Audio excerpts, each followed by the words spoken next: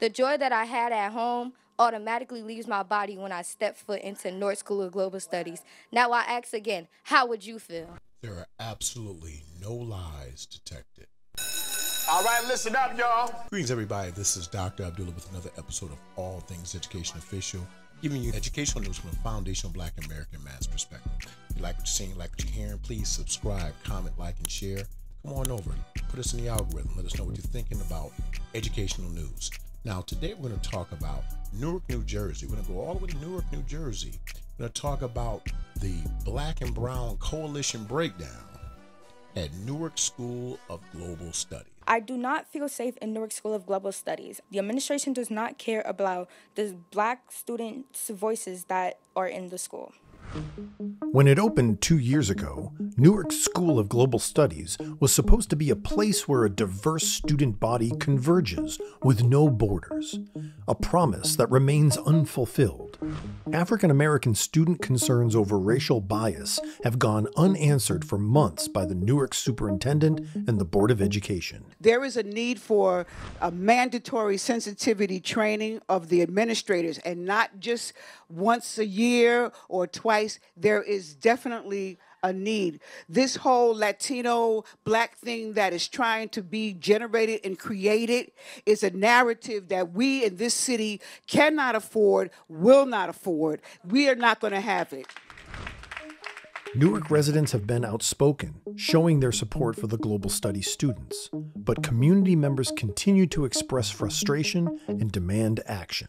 I believe a sustainable solution is trauma-informed care, and if we did, I wouldn't hear the children talking about what's going on at Global Studies. The kids were promised trips, and some of them have transferred out, didn't even have a school ID when they got to their new schools, and it's just been horrendous. According to the 2023 NewJersey.com article entitled Newark Teacher Union Sues District to Access Anti-Black Bias Report, earlier this year, the district commissioned education consulting firm Creed Strategies to look into tensions between Black and Latino students and complaints of racial bias and insensitivity that members of the Magnet High School's Black Student Union aired publicly at Newark Board of Education's meetings late last year.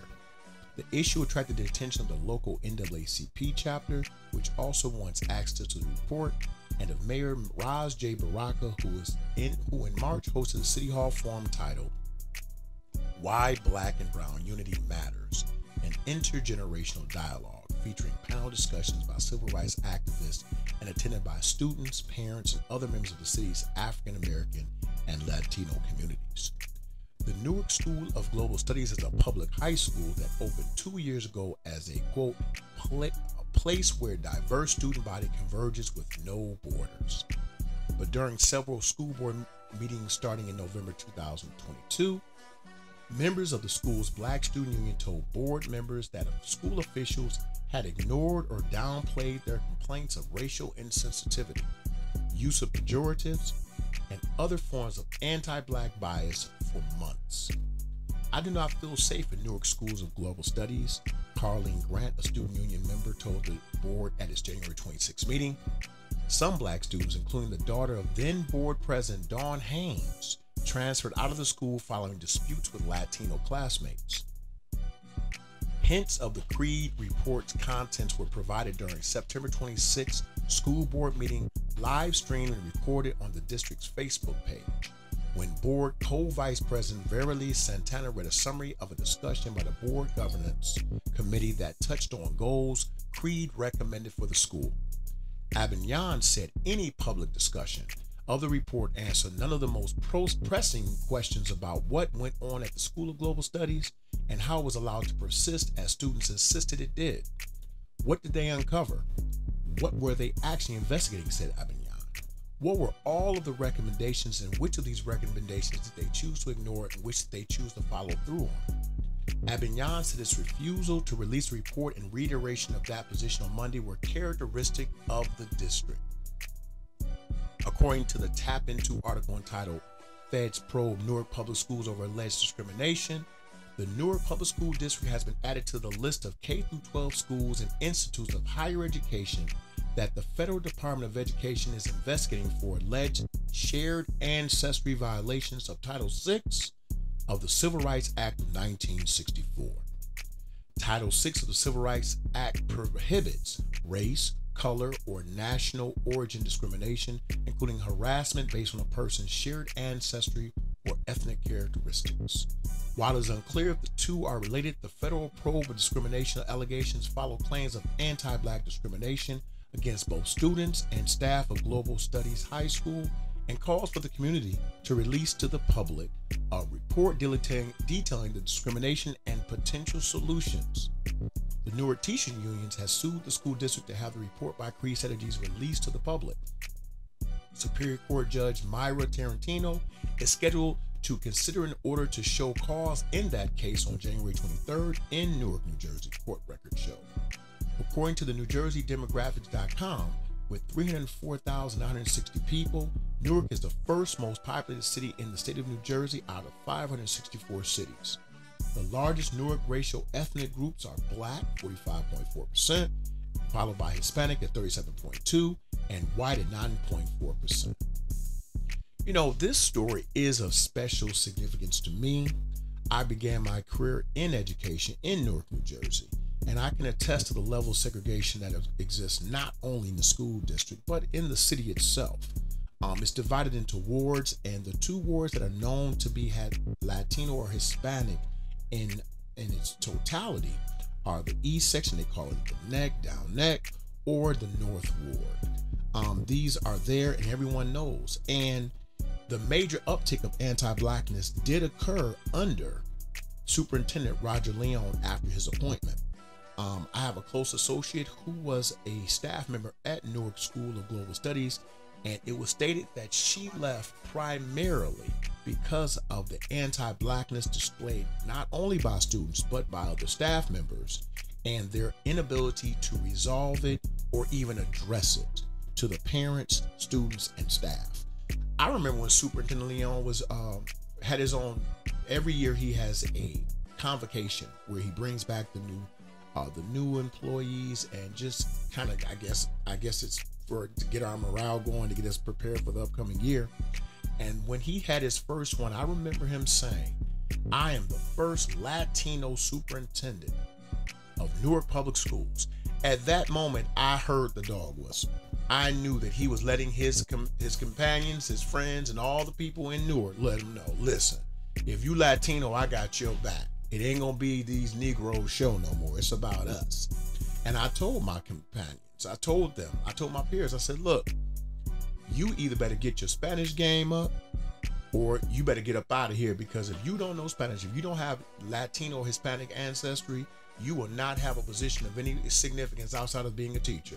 I'm letting you know this now. So if you like teaching, you're good. But if you want to move up in the ranks, it ain't going to happen. And that has surely been the case since his first convocation. I was a founding staff member of one of the schools in Newark, and I wrote a newsletter twice a year, 2 to 3 times a year, and it was called the Shabazz Speaks. In this newsletter, it was entitled, the article I wrote that particular year was, "Should Black and or Indigenous People Celebrate Hispanic Heritage Month?" And I spoke on the colonization of Spain, of how Spain and Portugal had colonized and were very instrumental in the transatlantic slave trade. And I remember being told that that article had to be removed.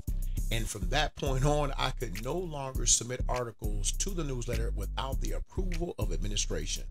And that was because we had a newly appointed Latino superintendent and a newly appointed cabinet. So we knew at that point that the anti-Blackness fix was in. I knew it. And we need to be asking ourselves a couple of questions, though. We need to start looking introspectively and say, how is it that a majority Black city like Newark, New Jersey, who has a Black male mayor, who was once an educator and administrator in Newark Public Schools, has gotten to this point? And we need to ask ourselves another question. Why is this happening in any major American city? I think it's safe to say that this is a concerted effort. This isn't by mistake. This isn't an accident. This is the play of our erasure. When I say our, I mean Black Americans, foundational Black Americans, our erasure from the landscape, politically, socially, and demographically, geographically. They're trying to erase us.